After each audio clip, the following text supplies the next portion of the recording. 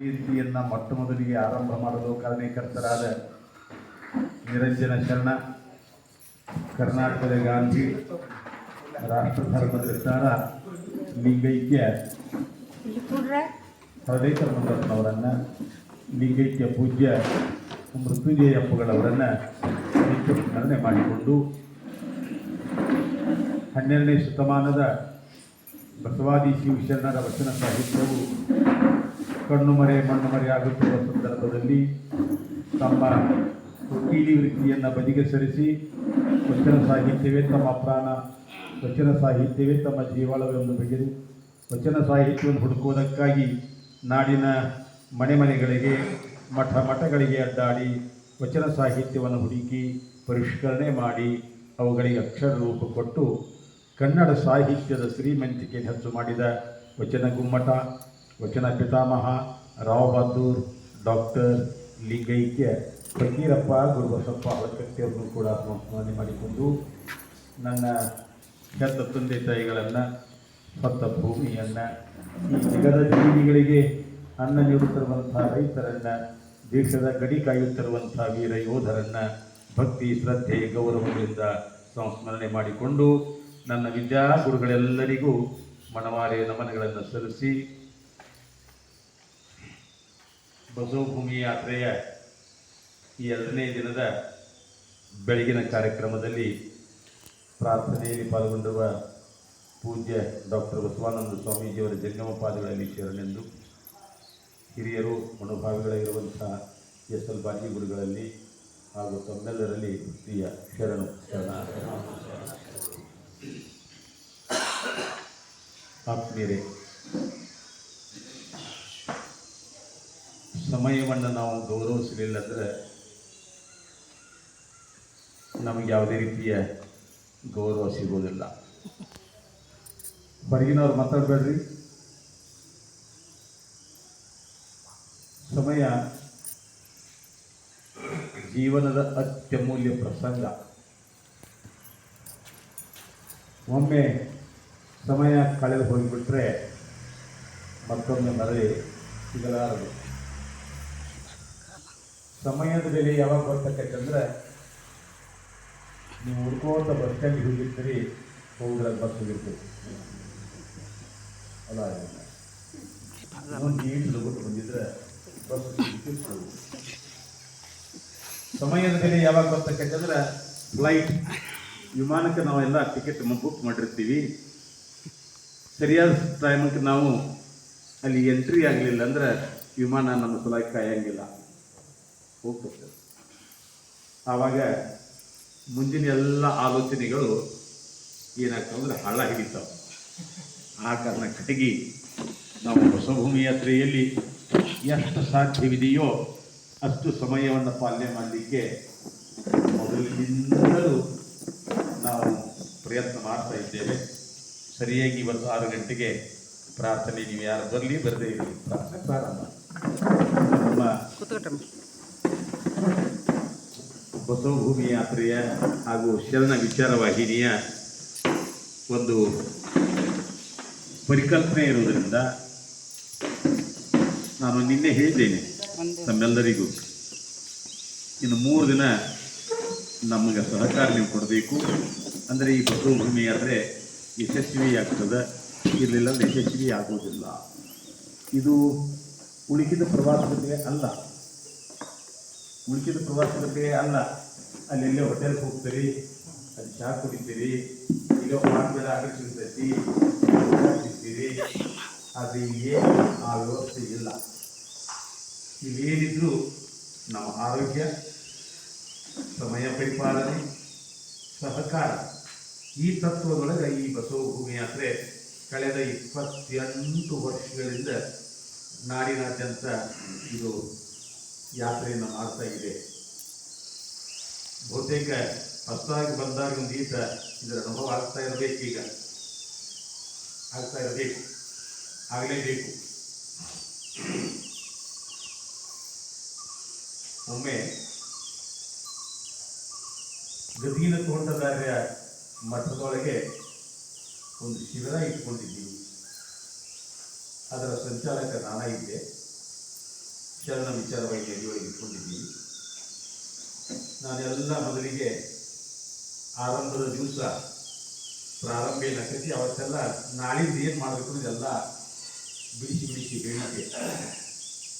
ಆದರೂ ಕೂಡ ಆ ಮಠದ ಪೂಜ್ಯ ಲಿಂಗೈಕ್ಯ ಡಾಕ್ಟರ್ ಸಿದ್ಧಲಿಂಗ ಜಗದ್ಗುರುಗಳು ಸಮಯಕ್ಕೆ ಸರಿಯಾಗಿ ಬರಲಿಲ್ಲ. ಬೆಳಗಿನ 5:30ಕ್ಕೆ ಗ್ರೌಂಡ್ ಎದುರಿರಬೇಕು. ನಮ್ಮ ನೇಮ ಪಾಲನೆ ಮಾಡಲೇಬೇಕಲ್ಲ. ಅವ್ರು ಬರಲಿಲ್ಲ. ನಾವು ಅವ್ರ ಮಠದಲ್ಲಿ ಇದ್ದೀವಿ, ಅವ್ರ ಹಾದಿ ನೋಡಲಿಲ್ಲ. ನಾವು ನಮ್ಮ ಪ್ರಭಾತ ಸಂಚಲನ ಪ್ರಾರಂಭ ಆಯಿತು. ಶ್ರೀ ಗುರು ಬಸವಲಿಂಗಾಯ ಮಹಾ ಹೇಳ್ತಾ, ಮುನ್ನುಗ್ಗಲಿಯುವ ಶಕ್ತಿ ಬಲಗೊಳ್ಳಲಿ ದ್ವಿಶಕ್ತಿ ಕಟ್ಟೋನ ಬಾಬಂದು ಹೊಸನಾಡನು ಅನ್ನುವಂಥ ಗೀತೆಗಳನ್ನು ಹಾಡ್ತಾ ನಮ್ಮ ಸುಪ್ರಭಾತದ ಈ ಸಂಚಲನ ಪ್ರಾರಂಭ ಆಗಿತ್ತು. ಅವರು ಸುಮಾರು 15 ನಿಮಿಷ ತಡವಾಗಿ ತಮ್ಮ ಕಾರಿನಿಂದ ನಮ್ಮನ್ನು ಬಂದು ಜಾಯಿನ್ ಆದರು. ಅವರು ನನಗೇನು ಹೇಳಿಲ್ಲ, ಅಂದಿಲ್ಲ. ನಮ್ಮ ಮಠದಾಗ ಬಂದು ನಮ್ಮದು ಅಣ್ಣ ಉಂಟು, ನಮ್ಮ ಆಶ್ರಯದೊಳಗೆ ಇದ್ದುಕೊಂಡು ನಮ್ಮನ್ನ ನೀವು ಬಿಟ್ಟು ಬಂದಿರಿ, ನಮ್ಮನ್ನ ಕಾಯ್ದಿಲ್ಲ ಅಂತ ಹೇಳಿ ಅವರು ನನ್ನೇನು ಕೇಳಿಲ್ಲ. ಗುರುಗಳ ನೀವು ಯಾಕೆ ತಡ ಮಾಡಿರಿ ಅಂತ ನಾವು ಅವ್ರನ್ನ ಕೇಳಿಲ್ಲ. ಇದು ಹೃದಯದ ಭಾಷೆ ಕೇಳ್ತಾರೆ, ಹೃದಯದ ಭಾಷೆ. ಆ ಹೃದಯದ ಭಾಷೆಯನ್ನು ಅರ್ಥ ಮಾಡಿಕೊಟ್ಟಿರುವಂತಹ ಜಗದ್ಗುರುಗಳು ಮರುದಿನ 5:25ಕ್ಕೆ ಗ್ರೌಂಡ್ದಲ್ಲಿ ಹಾಜರು.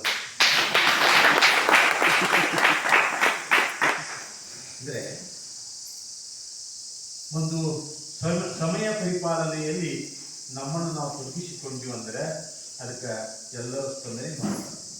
ಅದಕ್ಕೆ ನಾನು ನಿನ್ನೆ ದಿವಸ ಎಲ್ಲ ಯಾತ್ರಾರ್ಥಿಗಳಿಗೆ ಹೇಳಿದ್ದೇನೆ. ಇನ್ನು ಕೆಲವರು ಮಲ್ಕೊಂಡಾರ, ಆ ಬಗ್ಗೆ ಒಮ್ಮೆ ಸರಿಯಾಗಿಲ್ಲ, ಅದನ್ನು ನಾವು ಇಲ್ಲಿ ವಿಚಾರ ಮಾಡಂಗಿಲ್ಲ. ಆದರೆ ಬಂದವರು ಮಾತ್ರ, ಇದ್ದವ್ರು ಮಾತ್ರ ಸರಿಯಾದ ಸಮಯಕ್ಕೆ ಅದರಿರಬೇಕು ಅನ್ನೋದು ನಮ್ಮ ಕಳಕಳಿಯ ಒಂದು ವಿನಂತಿ. ಇಲ್ಲಿ ನಾನೊಂದು ಅನುಭವ ಗೀತೆಯನ್ನು ಹೇಳಿದೆ ನಿಮ್ಮ ಮುಂದೆ. ನಿನ್ನ ಆತ್ಮ ನಿಶ್ಚಲವಾಗಿರಲು ಪರಮಾತ್ಮ ನಿಶ್ಚಯವಾಗಿರುವ, ಇದೊಂದು ಸಾಲ. ಈ ಸಿದ್ಧಾಂತ, ಈ ಸಿದ್ಧಾಂತದೊಳಗೆ ಏನು ನಮಗೆ ತಿಳಿಸ್ಯಾರಂದ್ರೆ, ನಿನ್ನ ಆತ್ಮ ಬೈದಾಡಬಾರದು. ಗೋಡೆಗೆ ಹಾಕಿದ ಕನ್ನಡಿ ತೂಗಾಡಬಾರದು. ಗೋಡೆಗೆ ಹಾಕಿದ ಕನ್ನಡಿ ತೂಗಾಡ್ತಾ ಇದ್ದರೆ ನಮ್ಮ ಮುಖ ಸ್ಪಷ್ಟವಾಗಿ ನಮಗೆ ಕಾಣುವುದಿಲ್ಲ. ಇದು ಉದಾಹರಣೆ. ಹಾಗೆ ನಮ್ಮ ಆತ್ಮ ಕೂಡ, ನಮ್ಮ 3 ಶರೀರ ಇದೆ. ಒಂದು ಸ್ಥೂಲ ಶರೀರ, ಕಣ್ಣಿ ಕಾಣಕತ್ತೈತಿ ಈಗ, ಇದು ಸ್ಥೂಲ ಶರೀರ. ಒಂದು ಸೂಕ್ಷ್ಮ ಶರೀರ, ಅದು ಸಂಚಾರ ಮಾಡಕತ್ತೈತಿ. ಯಾವಾಗ ಬಿಡ್ತಾರೋ ಏನೋ, ಉಪ್ಪಿಟ್ಟು ಯಾವಾಗ ತಯಾರಾಕತ್ತೀವಿ ಏನೋ, ಚಹಾ ಯಾವಾಗ ಕೊಡ್ತಾರೋ ಏನೋ. ಸೂಕ್ಷ್ಮ ಶರೀರ ಅಂದ್ರೆ ಮನಸ್ಸು ಏನು ಮಾಡ್ತೈತಂದ್ರೆ ವೈದಾರ್ಥೈತೆ. Body is present, mind is absent. ಮನಸ್ಸ ಇಲ್ಲಿರೋದಿಲ್ಲ. ಇದಕ್ಕೆ ನಿಶ್ಚಲ ತತ್ವ ಅನ್ನೋದಿಲ್ಲ. ಶರೀರ ಇಲ್ಲಿರಬೇಕು, ನಮ್ಮ ಮನಸ್ಸು ಇಲ್ಲಿರಬೇಕು. ಇದಕ್ಕೆ ನಿಶ್ಚಲ ತತ್ವ ಅಂತ ಹೇಳ್ತಾರೆ. ಈ ನಿಶ್ಚಲ ತತ್ವ ಕೇವಲ ಇಂಥ ಸ್ವಾಮೀಜಿಯವರಿಗೆ, ಮಹಾತ್ಮರಿಗೆ, ಸಂಸಾರವನ್ನು ಬಿಟ್ಟು ಗುಡ್ಡ ಸೇರಿದಂಥವರಿಗೆ ಮಾತ್ರ ಸಾಧ್ಯ ಇದೆಯೋ ಹೇಗೆ? ಇದು ಗೃಹಸ್ಥರಿಗೂ ಸಾಧ್ಯ ಇದೆ.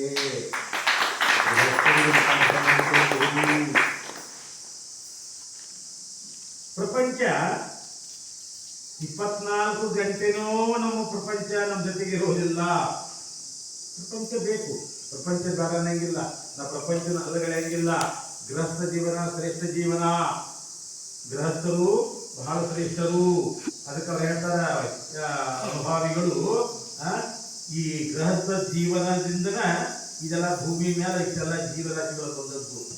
ಗೃಹಸ್ಥ ಜೀವನ ಇರಲಿಲ್ಲ ಅಂದ್ರೆ ಇದ ಇಲ್ಲವೇ ಇಲ್ಲ. ಧನ್ಯೋ ಗೃಹಸ್ಥಾಶ್ರಮ ಅಂತ ಕರೀತಾರೆ. ಧನ್ಯೋ ಗೃಹಸ್ಥ.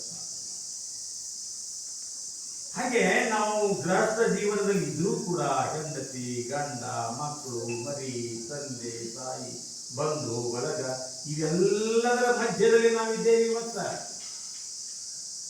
ಈಗ ನಾವು ಬಿಟ್ಟು ಬಂದೀವಿ ಅಂದ್ರೂ ಕೂಡ ನಿಮ್ಮ ಸುತ್ತ ನಮ್ಮ ಸುತ್ತ ಅದೆಲ್ಲ ಐತಿ. ಮಕ್ಕಳು ಎದ್ದಾರೋ ಇಲ್ಲೋ, ಗಂಡ ಎದ್ದಾನೋ ಇಲ್ಲೋ, ಹೆಂಡತಿ ಎದ್ದಾಳೋ ಇಲ್ಲೋ, ನೀರು ಹೊರಕಚ್ಚಾವೋ ಇಲ್ಲೋ, ಅದಲ್ರಿ ಎಲ್ಲ ಲೈಟ್ ಹಚ್ಚಾರೋ ಇಲ್ಲೋ, ಇವೆಲ್ಲ ಒಳಗೆ ಸುತ್ತದ ಸುತ್ತ ಇವ. ನಾವು ಬಿಟ್ಟು ಬಂದೀವಿ, ಕರೆ ಅದು ನಮ್ಗೆ ಬಿಟ್ಟಿಲ್ಲ.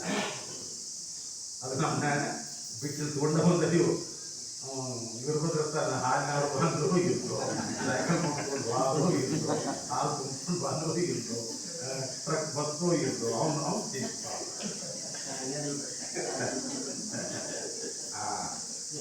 ಅದನ್ನ ಅಲ್ಲೇ ಬಿಟ್ಟ ನಾವು ಇಲ್ಲೇ ಇದ್ದೀವಿ ಅಂದ್ರೆ ಇದಕ್ಕೆ ನಿಶ್ಚಲ ತತ್ವ ಕರೀತಾರೆ.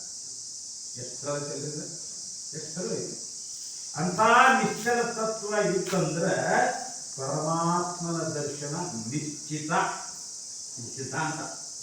ಇದು ನಿಶ್ಚಿತ.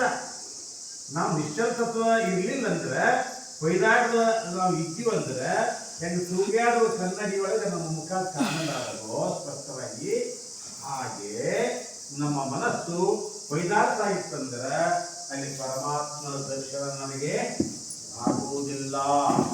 ಪರಮಾತ್ಮನ ದರ್ಶನ ಆಗ್ಬೇಕಂದ್ರೆ ನಾವು ಏಕಾಗ್ರತೆಯಿಂದ ಮನಸ್ಸನ್ನ ಒಂದೇ ಕಡೆಗೆ ಇಟ್ಟುಕೊಂಡು ನಮ್ಮ ಬದುಕನ್ನು ನಾವು ಮಾಡಲಿಕ್ಕೆ ಪ್ರಾರಂಭ ಮಾಡಿದ್ವಿ ಅಂದ್ರೆ ಇದಕ್ಕೆ ನಿಶ್ಚಲ ತತ್ವ ಅಂತ ಕರೀತಾರೆ. ಆ ನಿಶ್ಚಲ ತತ್ವದಿಂದ ಪರಮಾತ್ಮನ ಅನುಗ್ರಹ, ಆತನ ದರ್ಶನ ನಮಗೆ ಆಗ್ತದೆ. ನಾವು ಎಲ್ಲ ಇಲ್ಲಿ ಭೂಮಿಗೆ ಬಂದೀವಲ್ಲ, ಈಗ ಭೂಮಿಗೆ ಬಂದ ಮೇಲೆ ದೇವನ ದರ್ಶನ ಮಾಡ್ಕೊಂಡು ಹೋಗ್ತಾರೆ. ಈಗ ನಾವು ಮಣಿಪುರಿಗೆ ಹೋಗಿದ್ದೀವಿ, ತಿರುಪತಿ ಹೋಗಿದ್ದೀವಿ, ಮಂತ್ರಾಲಯಕ್ಕೆ ಹೋಗಿದ್ದೀವಿ, ಅಥವಾ ಮಂಜುನಾಥ್ ಹೋಗಿದ್ದೀವಿ, ಎಲ್ಲ ಹೋಗಿದ್ದೀವಿ, ಎಲ್ಲ ಹೋಗಿದ್ದಲ್ಲ, ಅಲ್ಲಿ ನೋಡಿ ಬಂದೀವಲ್ಲ. ಅಲ್ಲಿ ನೀವು ನೋಡಿದ್ದು ಮೂರ್ತಿ ಹೊರತಾಗಿ ಅಲ್ಲಿ ಏನಿಲ್ಲ, ದೇವನ ದರ್ಶನ ಇಲ್ಲ. ಅಲ್ಲಿ ಮೂರ್ತಿ. ನೀವೆಲ್ಲ ಪಂಢರಪುರಕ್ಕೆ ಹೋಗಿ ಬಂದವರು, ಇಲ್ಲಿ ಎಲ್ಲ ಹೋಗಿ ಬಂದರಿ. ಅಲ್ಲಿ ಹಾದು ಕೂಡ ಏನ್ ಮಾಡ್ತಾರೆ? ಪಾಯಪಡ ಕೊಡೋದಿಲ್ಲ, ಪಾಯಪಡ ಕೊಡೋದಿಲ್ಲ. ಅಲ್ಲೇ ನಿಂತ್ಕೊಂಡಿರುವಂತಹ ಪೊಲೀಸರಿಗೂ ಅವನ ದರ್ಶನ ಆಗಿಲ್ಲ. ಆಗಿದ್ವಿ ಅವ್ರ ಕೈ ಹಿಡಿದು ಮುಗಿಸ್ತಾರೆ, ನಮಸ್ಕಾರ ನಡಿ ಮುಂದೆ ಅತ್ತ. ಅವಾಗ ನಾವು ಅಂತ ಸಂದರ್ಭದೊಳಗಿನ ಅಕಸ್ಮಾತ್ ಆ ಕಲ್ಲಿನ ಮೂರ್ತಿಯ ಪಾದ ಸಿಕ್ತಂದ್ರೆ ಏನ್ ಹೇಳೋದು. ಕಾಶಿ ಒಳಗ ಸ್ಪರ್ಶನ ದರ್ಶನ ಅಂತ ಮಾಡಿಸ್ತಾರ. ಸ್ಪರ್ಶನ ದರ್ಶನ ಅಂತ ಅದು ಮುಟ್ಟಿ ನಮಸ್ಕಾರ ಮಾಡುವುದು. ಆ ಕಾಶಿ ಲಿಂಗ ವಿಶ್ವನಾಥನನ್ನ ಮುಟ್ಟಿ ದರ್ಶನ ಮಾಡಕ್ಕೆ 500 ರೂಪಾಯಿ ಕೊಡೋದು.